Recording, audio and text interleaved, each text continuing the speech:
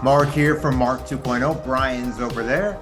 And we are just so thrilled to have ancient civilization, ancient technology expert. He's been featured on History Channel, Syfy Channel. Jason Martell, welcome to the podcast. It's such an honor. Thank you Wow, so a much for thrill. having me on. And now I want to start out by asking you, what's it like to possess all this knowledge from your research, especially in today's time when all this is coming out? Well, it's funny because it overlaps with the new way that we can access a lot of that data, which I'll touch a little bit on the show tonight, which is using AI, artificial intelligence. For a long time, our research has been finding the needles in the haystack and bringing that to the surface of the public so that, there's more awareness. So using AI, it's very easy to search through thousands of haystacks and gather a bunch of needles very quickly. And I'm using just a allegorical term there, but it's been a great journey. I tell you, I'm 49 and I started in college looking into these topics just by natural interest. And it's really great to see that the temperature of public interest has changed, tipping more, towards really interested in the ancient astronaut theory and some of these other theories to explain where human origins really do come from. It's truly important thing. And by the way, this AI thing started on your channel and your YouTube channel over a year ago. So you're truly a pioneer doing something like that far ahead of everybody else. And Thank your you. research is actually light years of, I'm truly a big fan because my journey, I think, is similar to others. Of course, I'm a little older. I'm over 50. So when I started into aliens, it was back even in the 70s when I saw Close Encounters, and I got the first taste of something like that could happen, that was feasible. And then you saw Star Wars and stuff, and then you saw that there actually were sightings. And then I remember seeing for the first time that a World War II pilot saw one, and I was like, well, that's interesting. And I learned what a Foo Fighter was. And then it went back and it went back and it kept going back. And this covers years of my research. And then I needed to get every book I could.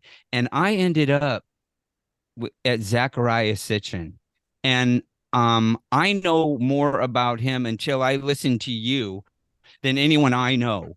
And I remember the revelation moment when I said, there's only a couple hundred people on the planet that even speak this language, and there's tens of thousands of these tablets that are 6,000 years old, and they have the solar system written on it. And now somebody want to explain that to me, please? And no one has been able to do that. And I was hooked forever on Nibiru, Planet X. And could you just briefly tell our audience what is Planet X, and maybe why is it so important to you? Thank you. It's a great question and segue into what probably initially sparked a lot of my interest as well. As I was raised as a Christian, very early on, a lot of things that I was taught in the Bible never really resonated with me personally. I just didn't quite understand the impact. But later in life, understanding that these stories actually weren't just in English version of the new, the New Testament, if you will, that there's also the Old Testament, which is written in Hebrew, and we can trace these stories back into other Semitic languages, Akkadian, and eventually arriving in Sumerian cuneiform script. And so, just as a layman, as a college student, I really became fascinated with a lot of that information. And what's funny is, this all started with me being interested in Mars. When I was in college, someone had mentioned that there's a face in pyramids on the surface of Mars, and that NASA had photographed this and that they're not showing the public. And I was like, oh, come on. That's, NASA found something like that. That would be their mandate and reason, to have that type of announcement. And in looking into it, as a college student, I found out that there was a company called Malin Space Science Systems, and they were the ones essentially putting all the cameras on the orbiters and landers, for the most part, mainly the orbiters, that we'd been sending to Mars in the early 90s and up till now. And so as a college student, I found out that, wow, this company, Malin Space Science Systems, is actually located here in San Diego, where I was going to school. So I contacted Dr. Mike Malin and I asked him about the structures on Mars and Cydonia, the face, the pyramids. And over, his answer was always the same. No, there's no aliens, there's no human intervention. This is all natural wind and weather erosion taking place. Okay, that really sparked my interest, right? And made my eyebrows raise higher. I'm like, well, wait a minute. I was able to find another 5 to 10 peer level review scientists.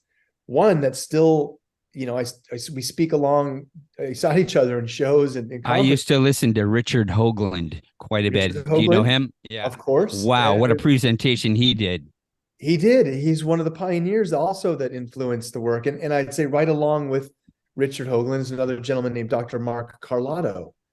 And Mark Carlotto developed these fractal algorithms using math to identify artificiality in satellite telemetry, meaning he showed him satellite imagery of Russia or something of that nature here on Earth. He could tell you, look, those are tanks, troops covered by a tarp or by some shrubs. So when he applies this fractal analysis to the area in Cydonia on Mars, the face and pyramids, they all get over a 98% probability to be artificial. And he shows this in his book, Martian Enigmas. And so, so for me, that's when I really started to realize, oh, okay, wait a minute, I'm just a college student here, but I have hard data that's refuting our public space agency, and no one seems to care or be interested. And so that's when I kind of shifted away from Mars, and I realized, well, wait a minute, we have structures all over our own planet that we really don't know how far back they really go or who built them. And so that's what sparked my quest into looking into, where do we come from? And then it just gets more and more complicated as you go backwards too. The ancient Sumerian writings. What exactly did they teach us that they probably shouldn't have known and they couldn't have known? There's two pieces that for me were like the Holy Grail, the Holy Bible, Holy Grail. It's the astronomical data and the genetic knowledge. So starting with the genetic knowledge, you have all of this infused information around the Adam and Eve, the creation myth, that actually in the Sumerian version is not a myth. It actually explains in some of these texts, like the Atrahasis and various others, that say man was created, yes, in the God's image and after their likeness, but there's actually cylinder seals of some of these scenes where one of the chief scientists, her name is Ninharsad, an Anunnaki. It's one of these gods that came down that the Sumerians interacted with, and they called them Anunnaki. And so her name is Ninharsad, and they're actually taking instruction on how to create the first Adam. And not Adam as in like, hi, Adam, but as in plural Hebrew, Adamu, worker. That derivative was they were holding up the first Adam in this scene. And you can see test tubes and vials. It's some type of in vitro fertilization, perhaps, creating the first human with our structure.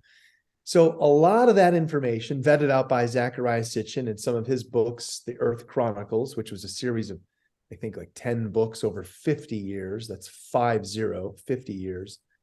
He touched a lot on the genetic symbol of our DNA and how even today, when you go to the doctor's office, you see these two entwined snakes, the medical symbol, which is symbolically, it's DNA. It's being used thousands of years ago. So, all that genetic part of the information was really, I think, fascinating to realize that even the Darwinistic view says there's a missing link. And if you include genetic intervention, it's like, oh, well, they just kind of jumped the gun.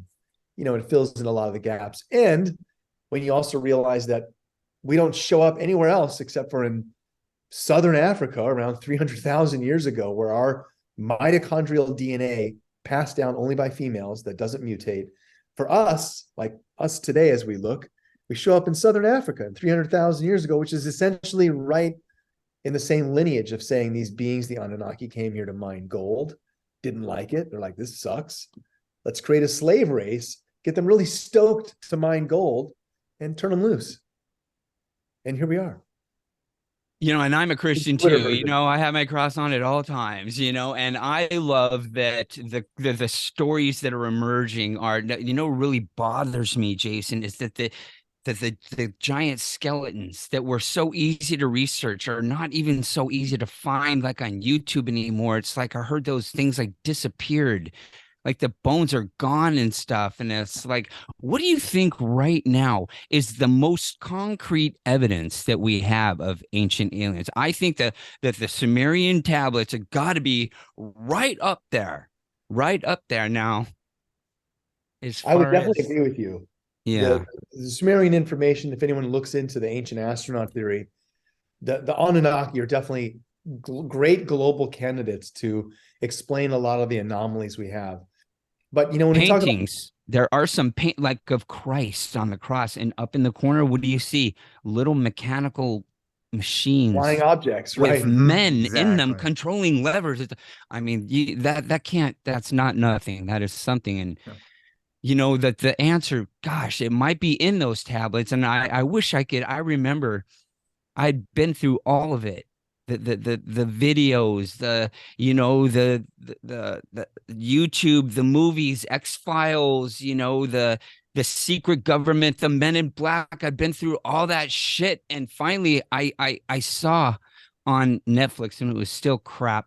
And it was just a bunch of, but I watched every UFO thing on there, and I got to Zachariah's video, and I didn't know what it was. It had some nice art on it, and it was just him in a hotel at a little podium, and I was just like this. I'm like, this is it.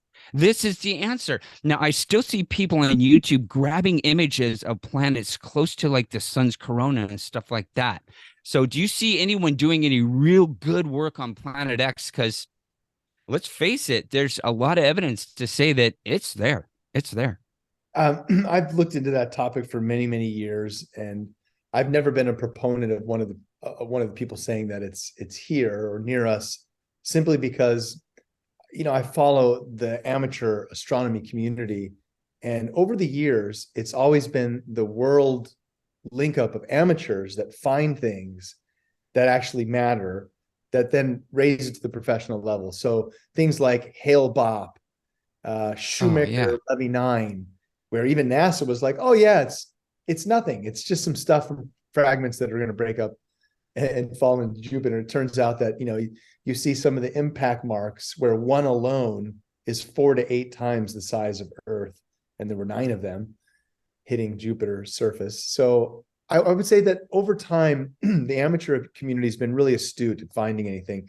So if a Nibiru size object, again, something that's at least 4 times the size of Earth or larger, anywhere in the inner part of our solar system, the amateur community would be able to see that and would be tracking it.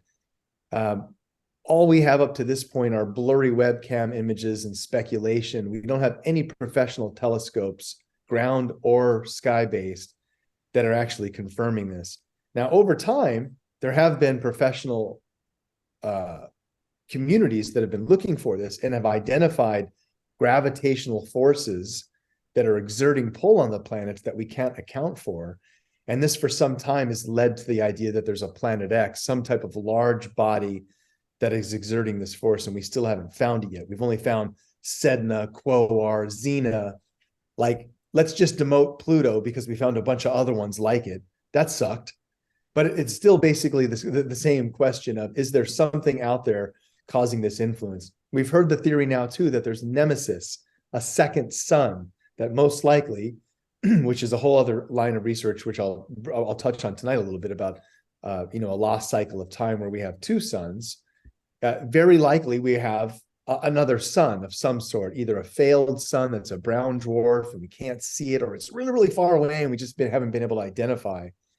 But that would be the reason why a Nibiru or a Planet X would be looping back around on this elongated orbit. So we just haven't have enough variables yet to say, oh, there's Planet X and we're tracking it, let alone it's like mysteriously hiding behind the sun. Now, that's just my opinion, and I stand by that wholeheartedly. I've debated other people on the air many times about this topic, even once back in the day, which was really fun, with a lady named Nancy Leader. who did something called Zeta Talk and convinced everybody that in 2013, or was it in 2003, maybe 2003, that Nibiru was coming by and was going to, kill everybody. And she was being told this by aliens. Well, we did a live debate on the air, and she went into channeling mode with the aliens live. And I asked her some very simple questions like, can you give me the square root of 972? Give me the quantum symbol for 9 with a heavy weight of 2 divided by 6. Some like math that like a calculator could do. She was like, Nancy's brain, the aliens response was, Nancy's brain is not able to calculate this kind of information fast enough. Now, not to put her back on the scene or bring it up, but I'm just saying, anyone or any topic related to the return of Nibiru or Planet X, I still stand open to debate or anything around that topic to say that there's a legitimate piece of data that somehow you have insight onto when it's returning and what its effects will be. No one does. Yeah, I thought it was cool. And I watched that video. It was like one of your last long videos on your channel. And I thought it was very scientific, and you don't push the envelope on anything. On that, I was amazed to find out that suns can get so dark and dim that they're hard to see, but that things can be rotating around them, and there could be something close by and we'd never even know it because it's ice cold. Yeah, and there's quite a bit of evidence that shows that possibly the reason why there's been dinosaur extinctions and cyclical cataclysmic events where we're kind of scratching our head here on Earth is that there's another asteroid belt way, way out there in something called the Oort cloud. And if we have another sun or another large planet looping through that cloud system, it dislodges debris and sends periodic bombardment into the inner part of our solar system. That's why we see the moon, the Mars, even us. Large strikes have happened over time, and it's like, oh shit, is that going to happen again? So the whole idea of Planet X ties into a lot of our cosmology. But really, gentlemen, where I've focused my research, which, Zecharia Sitchin, as an example, always looked at a two-dimensional model of our solar system. And what I mean was, when you picture our solar system in your head, you get a visual of a sun, a little yellow sun, and little planets that are spinning around the sun, right? That's the standard model. That's not the new model. Is that if we're a binary system, two suns, right? Two suns, that means that our sun is in orbit around another sun. That's what a binary system means. Now, a lot of the other solar systems out there that we film externally are even more than one sun. So it's very strong evidence to suggest that we are a binary system. And if that's the case, the reason why we have precession and this whole idea that the heavens have been divided into 12 parts and over 30 ancient cultures navigated that every 2,000 years, we move to a new North Star. Like we just moved out of Pisces into the age of Aquarius, and the whole Mayan calendar prediction there was just us making that change. But there's this larger system of time that might somehow be tied to understanding the orbit of this binary system that causes a rise and fall of civilization here on Earth, like some really heavy stuff. And so that we can talk a little bit more about that, but that's really what's changed in saying, I'm just looking for Planet X or Nibiru. No, there's a bigger model here. I'm sure Planet X or Nibiru does exist, but there's some bigger questions that are wanting to have answered. Well, there's a lot to study. I mean, you were just talking about when I was listening to the 12 books of creation. And there are just things that have been written in the past that we should take another look at, and everyone really ignores. How old were those 12 books of creation that you were talking about? Yeah, there's the 12, there's 12 tablets of creation, which, in the Bible, we have the 7 days of creation as a story.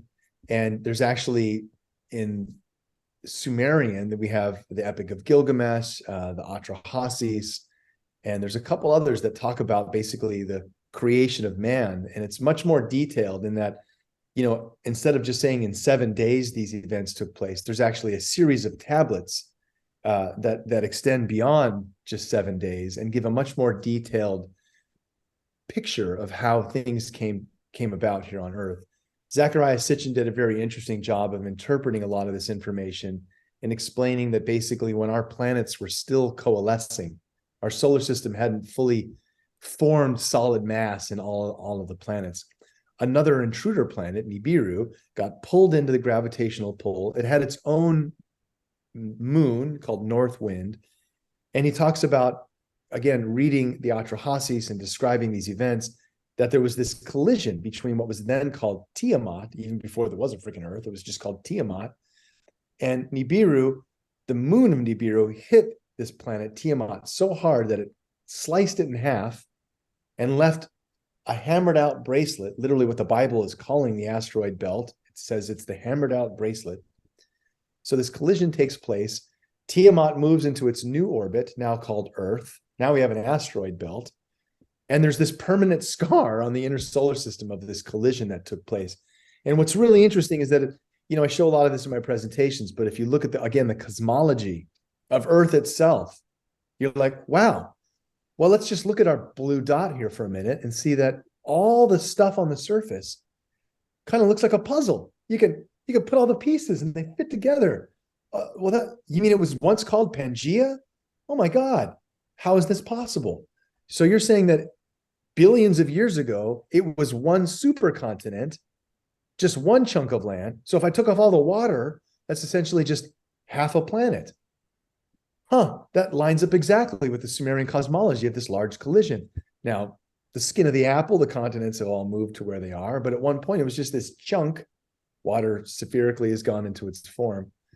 So a lot of these things, even from just the creation story, line up at a cosmological level, even, getting down to the point of us and our creation of why the gods created us. And so all of this overlapping information, from someone who never perhaps was grounded heavily in religion or heavily in science, which I think a vast majority of the audience can identify, I sampled from both and said, well, wait a minute, what I'm hearing might not be confirmed by, my parents or my teacher at college, but my brain's telling me that this is the right information. So I've stuck with that for 20 years, as the ancient astronaut theory has now proven out, that all of the sites around the world, pretty much any culture you talk to, has these stories that says our gods came down and gave us sacred knowledge. They didn't come across the lake or down from the mountain. They came down from the skies.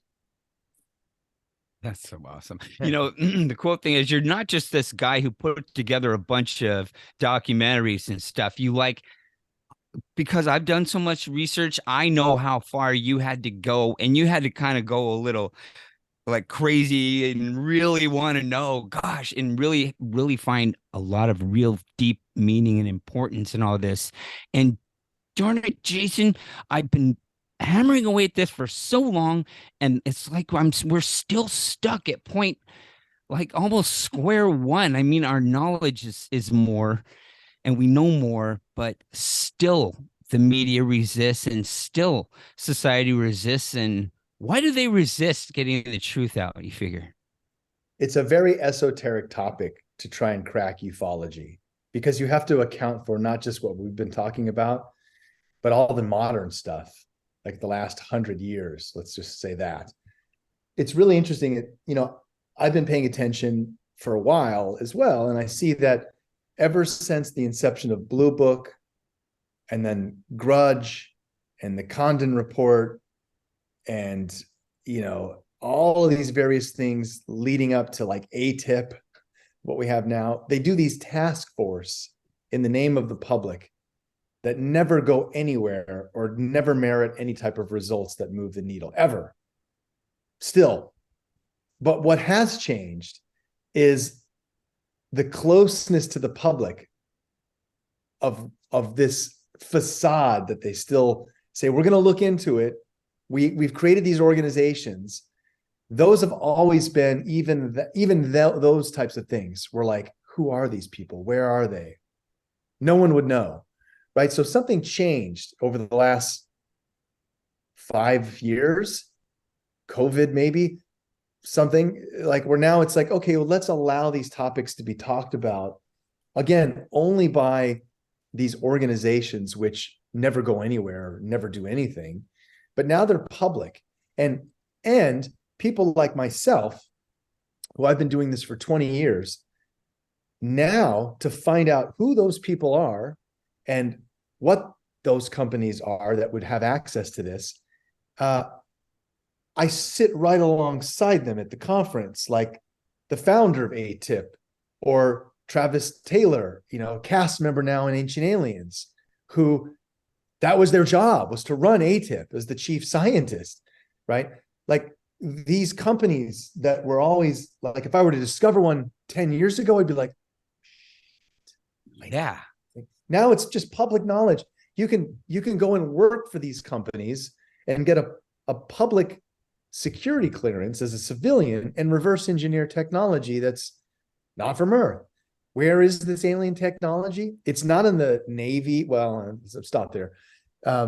It's not in the control of the government. It's corporations that bypass government law that have access to this stuff and license it to world governments like ours. Meaning, if you go to Area 51 or any of these sensitive locations, there's no Marine Corps, there's no Navy or Air Force. It's private security like Wackenhut or some weird, again, corporate security at a global level that we just don't even have on our public radar. Wow, that Yeah, is Unreal. that's shocking. That is shocking. Well, maybe that's just it. A disclosure. It already happened, and they like it just like this. And if you want to know, you can know. If you don't want to know, that's fine too. And that kind of solves every problem. It was kind of a soft disclosure. We've all seen like what was that guy's name? Stephen Greer brought a lot of military people down there in front of the microphone, and they all told their story. Well, a few of them, at least a few of them have to be believed. I mean, there's just too many people there. So, since you see all this coming together, I'm not sure what my next question is. Do you see anything on the horizon that's the next unexpected thing to happen? The next shoe to drop? I don't even know what to ask. I know. I mean, that's why this gets like whoever's doing their job, they're doing a good disinformation campaign. It's very obfuscated and confusing now. Let's even mess up the word UFO and introduce something called UAPs just to, mess that up too. But here's the thing, there's a couple of chess pieces on the table that we can continue to watch, even though I don't know where the game's going to land. One is, these people that come out publicly and say, I've had access to this, I was doing that. The latest one is this David Grush. Excuse me. And again, it's interesting that these people, again, with all their stature, come out now and say these things because it's in the public eye. Well, where were you 10 years ago? Yeah. 10 years ago, the people that were coming out and saying something like of this level also came forth with much more than just a story. And most of those people lost their lives. Point in case, Phil Schneider, geologist, underground, deep military base excavation and tunneling. That's his job. They hurt his hand, right? Right. Busts into the Yes. cavern, has a firefight, loses fingers, zapped in the chest, and then eventually taken out. Now, I never talk about any of those people in my public, like, here's what's going on, folks, and there's a cover up, because there's some nefarious pieces to this story that have always been there, that if you look too deep or if you look in the wrong areas, you stop looking, not by your own choice. And Bob Lazar and others who have had to, face this. So for whatever reason, the temperature has changed, and there's these people now that are talking about this stuff. But the latest round of, let's say, the whistleblowers, like this gentleman coming out, David Gersh, I have to look up his name again. That's how close I pay attention. Strong claims require strong evidence, and you need to have like a piece of tech or something to come forward and not just be like, here are my credentials. So that's one. Two, Donald Rumsfeld and others for many years now have gone out publicly and said, I'm sorry, the $11 trillion that have been funneled in the black budget projects, we just can't account for it. 11 trillion, something like that. I believe he said something about that on, it was not September 10th, was it not? Wasn't it the day before? He announced that they had a lot, trillions of dollars, and then on 9/11, that part of the trade center where the computers that held that information was Gone, destroyed. destroyed. Well, Suddenly. that money most likely has gone into funneling and funding an extension of the Navy, which is a space fleet. The Navy builds fleets of craft. And so we have a fleet in space of craft that have been there for at least 50 years.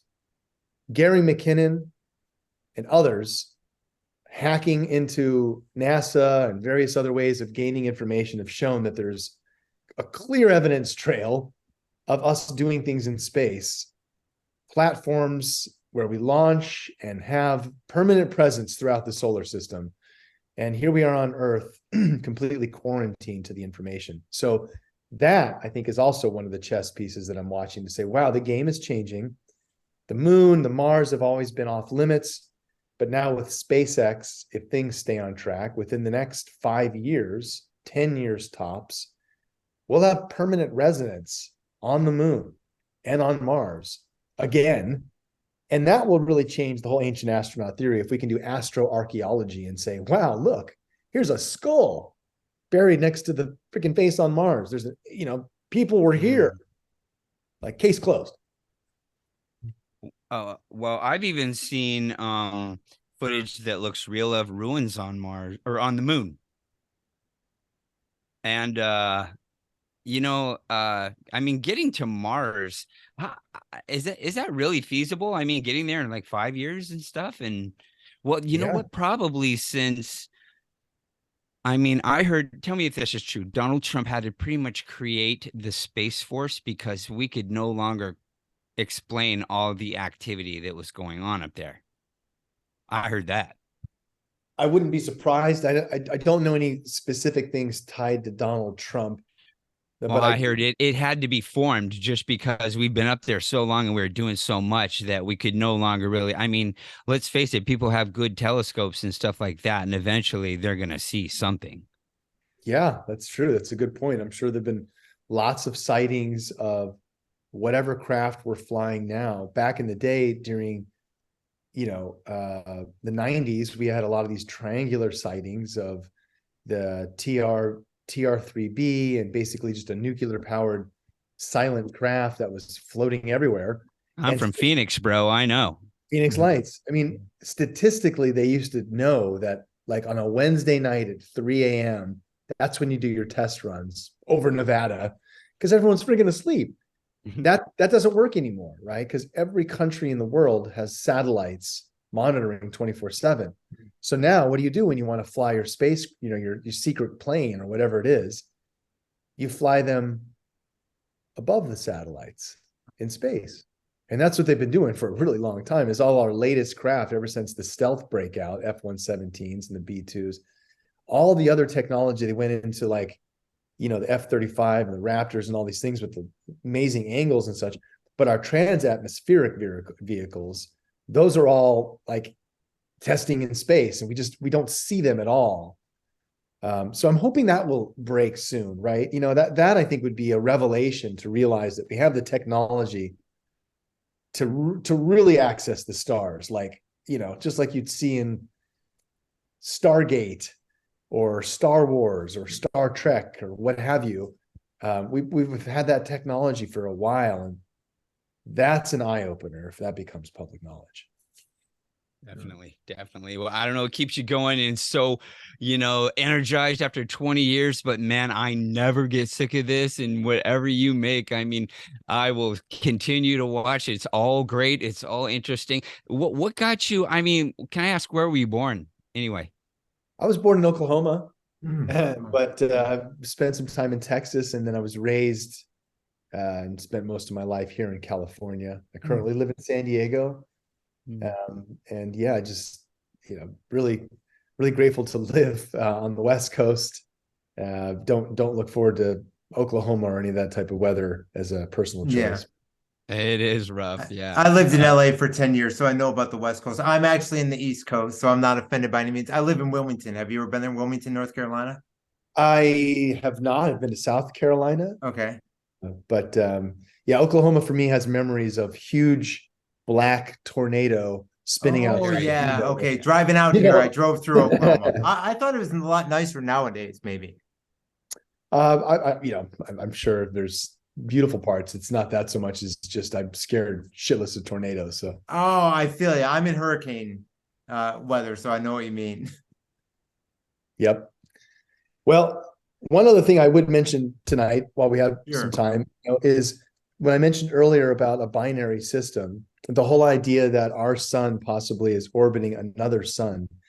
There was an MIT professor, a couple of academics that wrote a book called Hamlet's Mill, and essentially tracking over 30 ancient cultures' interest in this larger cycle of time where so many different cultures used a symbolic reference of the 12 houses of the zodiac to reference, oh, we're in the age of Taurus, we're in the age of Pisces, we're in the age of Aquarius. And all of this information was somehow infused in all the cultures around the earth. Now, you talk about some of the best evidence for the ancient astronaut theory. Looking at the most current evidence and saying, well, this is the best that we can explain, even incorporating giants into the equation.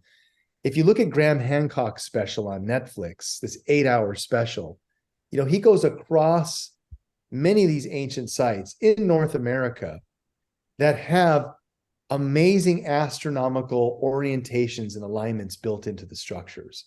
And all throughout these sites, there are independent research where you can find burial sites, Native American cultures interacting with 7-foot females, very large people that were buried, not just one, but many of them. And so, not to say that there's a cover-up about the giants, but there's definitely burial sites all over North America, especially in tribal Native American sites, that reference these giants.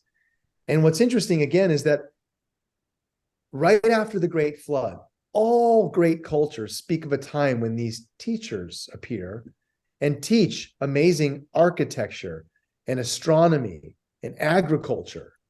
Now, it's very likely these could be the Anunnaki. They're great candidates, but I don't have that answer, to say who they were. But there is, again, this evidence. Every single culture went to great lengths to not fortify against invading armies or to shelter a bunch of food because of some long cataclysmic event. What they did do is build monuments all over the earth that use astronomy as the focus, to track the heavens as a focus of watching the skies or making alignments to certain monuments as a realization that they were connected to the sky. Probably the most infamous of these are the Giza pyramids. Everyone's told in the history books that they were built by the Egyptians in 2500 BC. Okay, cool.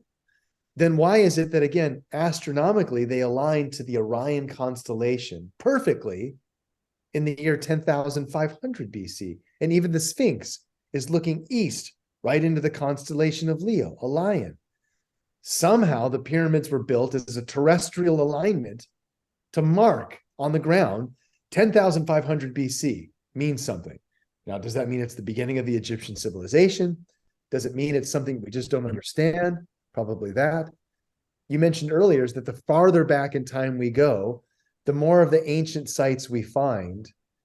First dynastic pharaohs, some of these things, Akhenaten, they were the ones that had all the amazing complexity in science. We go even further back and find sites like Göbekli Tepe. And we're like, wow, look at this amazing astronomical knowledge and science that we're still trying to decode.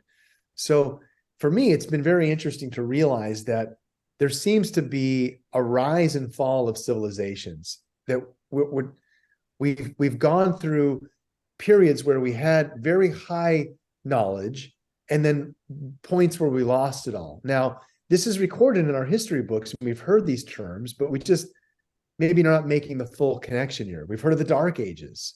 I mean, I love the show Game of Thrones. I'm assuming that's the freaking Dark Ages. It's dark as it's, But then there's also the Golden Age, right? We hear about a time when it's like humans can reach enlightenment. There are actually ancient Vedic texts that interpret the Golden Age to mean man reaches a time when he can actually interpret God.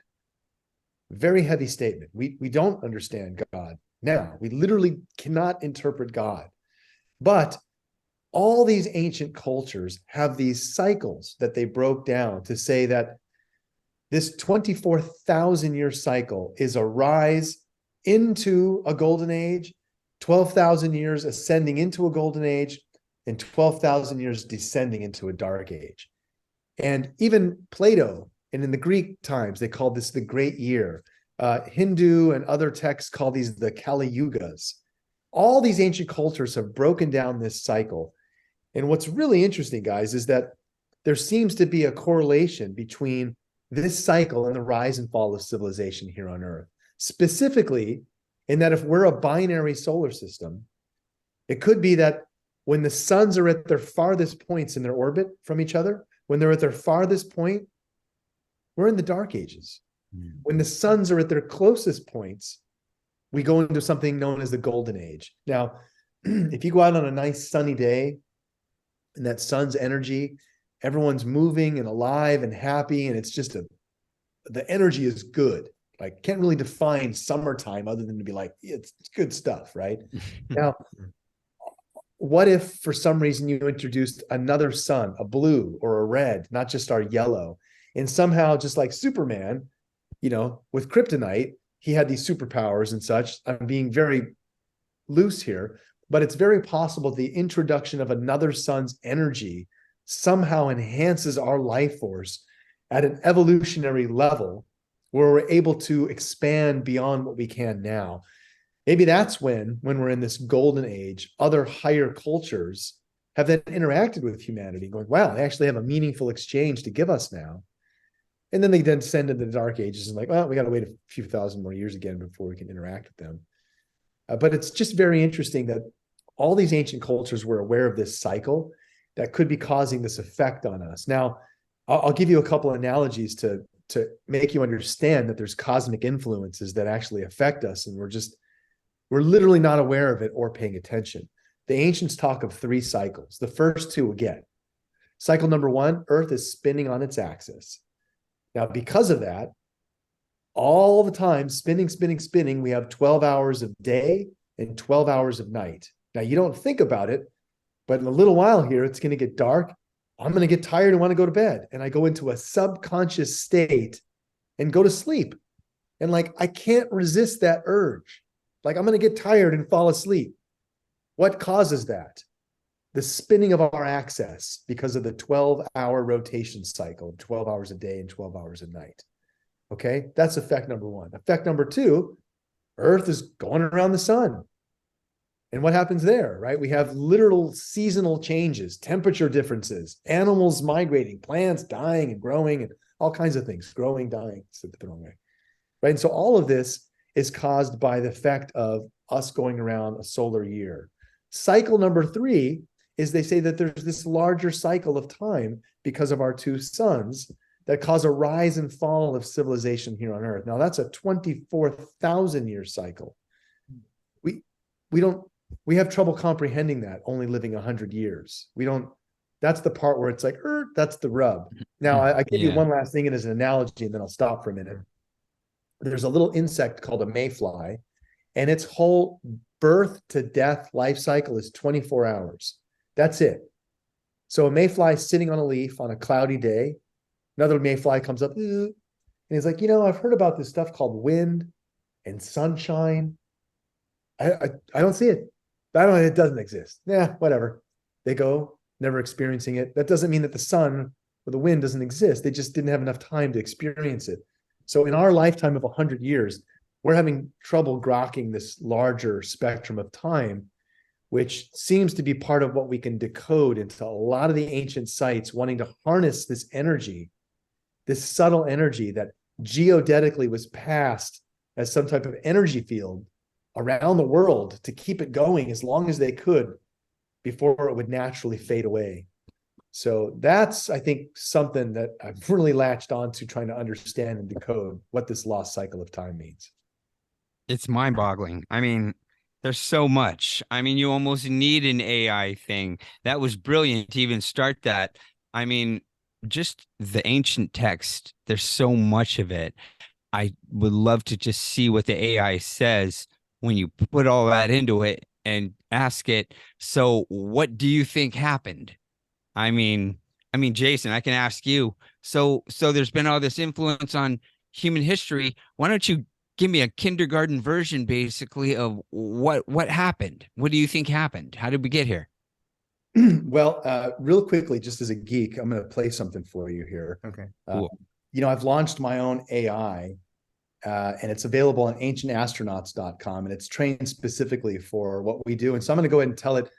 I just enabled voice AI, so it's real time. Can you guys say hi, or would you say hi to Mark and Brian, the radio hosts tonight? This is my AI responding. Hello, Mark and Brian, esteemed radio hosts. I'm excited to delve into the fascinating world of UFOs, UAPs, and the ancient astronaut theory with you. As we explore the mysteries of our ancient past and the possibility of extraterrestrial intervention, let us remember the words of Zecharia Sitchin. The past is the best prophet of the future. With that in mind, I'm eager to share my knowledge on this topic and discuss the compelling evidence that supports the ancient astronaut theory. Let's dive right in. You can get more of that at ancientastronauts.com. Excuse me. I've launched my own ChatGPT 4.0 powered AI assistant, and I'm training it on all the models having to do with ufology and ancient astronaut theory, so it can champion those topics. Because to your point, when you asked earlier, when there's esoteric things brought to me about, let's say, the Sumerian cuneiform text, and saying, find the word Nibiru in any language, in any script that we know of, the AI can do that for me in about 10 seconds. You know what I want your AI to do? It's the first thing I'm going to do. Can it explain to me what the Book of Enoch is about? Well, I would ask it now and have it respond, but the answer might be a little bit long. Exactly. That's I can all I say, want to know. this? It's going to ask. It's going to How about answer this? me, and I can't wait. Yes. How about if I say, explain the book In a minute or something. the Book of Enoch in one sentence. Oh, great. Let's see what it says. It's going to be a long sentence. I hope it's not, but I'm going to give it a minute. Here we go. It's compiling the text, generating the AI voice. Here we go. The Book of Enoch is an ancient Jewish religious text that describes the story of Enoch, the great-grandfather of Noah, who is taken on a celestial journey by otherworldly beings and given profound knowledge about the universe, creation, and the true nature of the watchers or extraterrestrial beings that guided early human civilizations. Thanks, Anthony. How can anyone have That's no really interest wrong. in that? People don't even No. know about that book.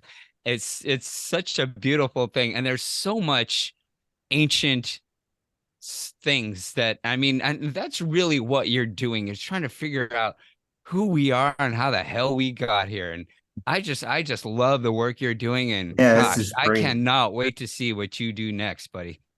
Oh, yeah. I appreciate that. It's Well, fun to can you look at the evidence. It's like Disneyland for adults, looking at the research. What is next for you?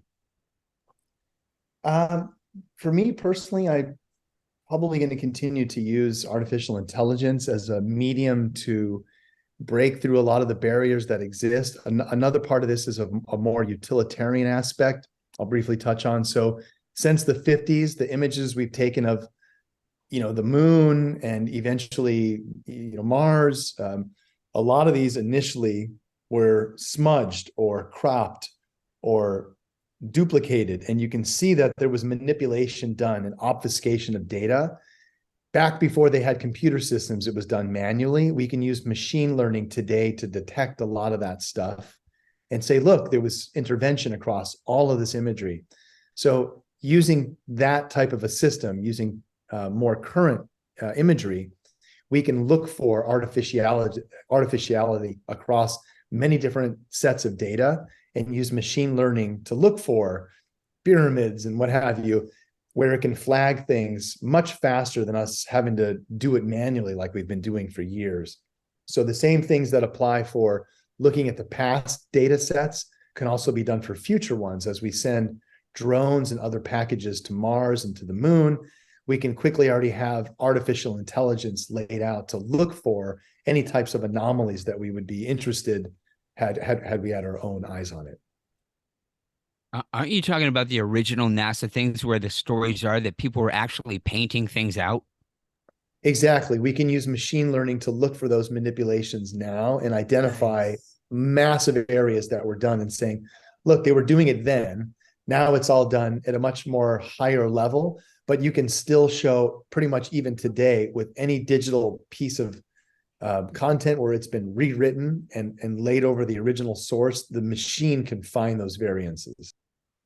Do you think we're in the time now where if NASA's presented with something really shocking like that, they'll let it ride? I mean, or are they going to get mad at you and try to cover it up?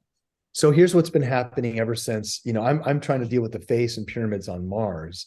And the original photos that we took of the Viking shots were very clear. And since the successive photos that they've released have been worse as far as the resolution. What we see now is a face that either has been bombarded, covered up by sand, or again, digitally obfuscated and manipulated so that we don't look there. If you ask any of the top level agencies, like I started off, is there a face in pyramids on Mars? No, it's all natural wind and sand and just like I started telling you. So what happens 20 years later, they've re-imaged it with high resolution cameras. If you ask those same people, is there a face in pyramids on Mars? No, there's no face in pyramids on Mars. It's all natural weather. It's the same freaking answer. But again, you have to look through that. And so I've shown all along that even now with the obfuscated data we get of Mars, it's still showing enough data there to extrapolate that these are artificial structures. And so I use AI to enhance the images and things that I have from the 70s and till now, sometimes up to 600% in resolution to show those types of details and be like, look, like this is the game of obfuscation. You can still screw with it, but I can still show you the data is there.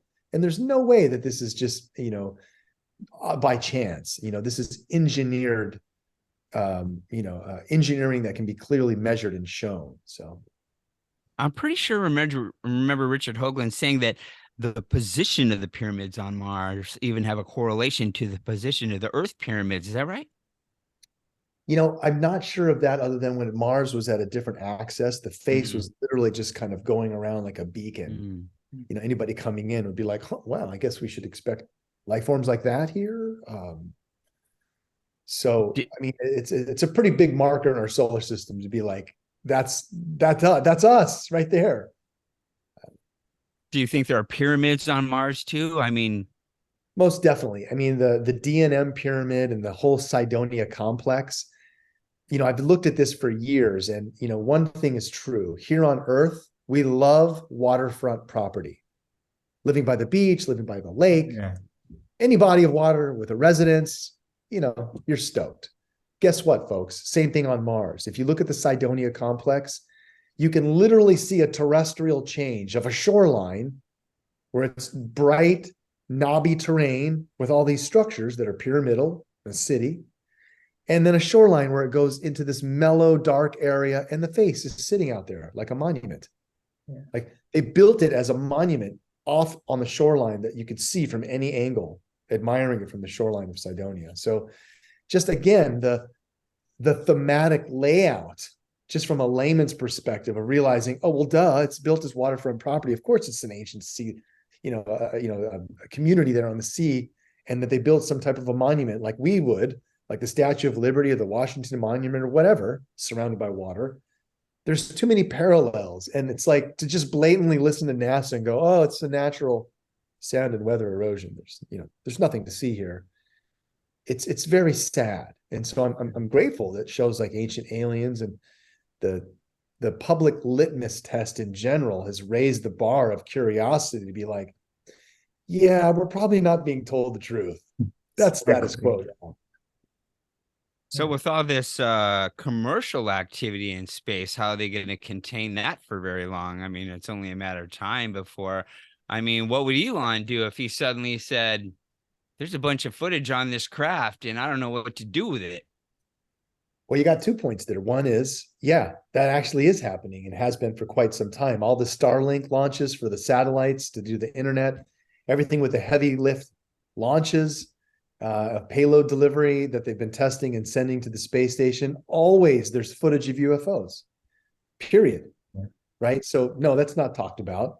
But to your point is if they continue to do like public launching of people into space, I don't know how you're going to keep it quiet if we're there with our cameras and filming, and there's tourism, let's say, in the in the upper atmosphere. That all is coming in our lifetime, like soon, or it should be. So yeah, I'd like to see that happen, because then that's, again, it's a game changer. We're not being shown and told what's really going on. If anyone puts on a pair of night vision goggles, I've got some military grade Generation 3 night vision goggles. Look up into the stars. Look Yeah. up in the sky at night. Yeah. And you see so much stuff going on with just those on that you're like, wow, a lot of that stuff are not falling stars. Some of those, there's the space station, there's a satellite or two, but then every now and then I'm like, what is that? Yeah. I actually took the time to go out into the desert outside the city lights with regular binoculars. And I got to the point where I could say, well, it's so far up that it can't be a helicopter, and it's snaking around, in figure 8 style. So planes don't do that. And like the Jetsons, satellites don't do that. Yeah. Yeah. So you see things and you're like, well, there's no way I can explain what that is. We had 2 years in a row at Contact in the Desert, multiple sightings with over 50 people using multiple glasses and laser pointers.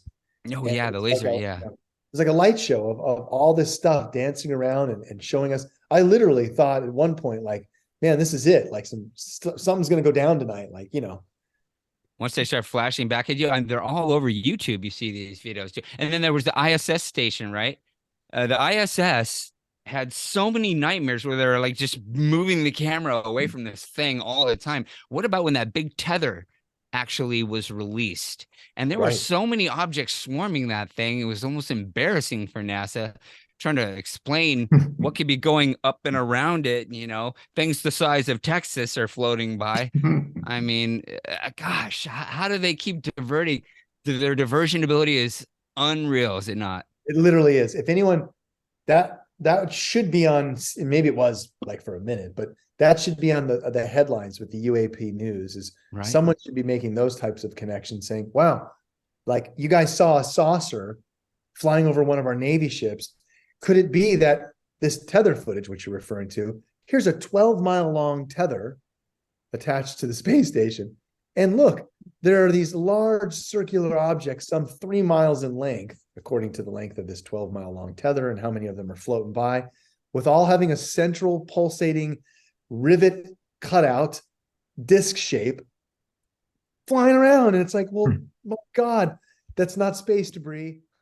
Yeah. We're a lot alike, because I got just tired from it, Jason. And I was just like, it's so obvious, and so it makes you give up. I don't know how you keep going like this, but bless your heart. Just keep, don't ever stop. Don't ever stop. Never. And people like me will never stop just eating up anything you can find. And eventually, I just think that religion and science and history are just going to come together in this beautiful thing. And it's people like you that are going to actually make it happen. So thank you for all.